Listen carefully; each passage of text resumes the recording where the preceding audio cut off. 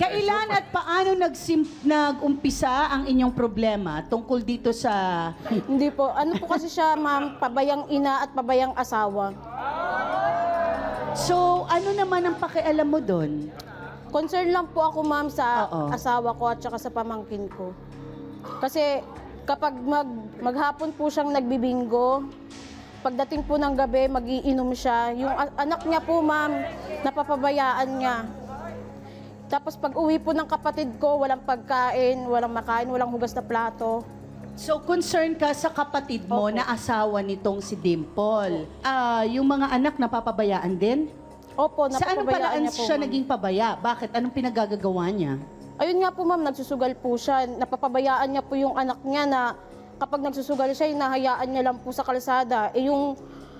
Araw-araw ba ang pagsusugal niya? Opo, ma'am. Anong sugal ito? Bingo po, nagbibingo po. As in bingo araw-araw? Opo. Alam naman to ng kapatid mo na asawa niya. Opo, ma'am, alam niya po. Anong ginagawa nitong kapatid Lagi mo? po silang, ma'am, nag-aaway, lagi po siyang pinagsasabihan.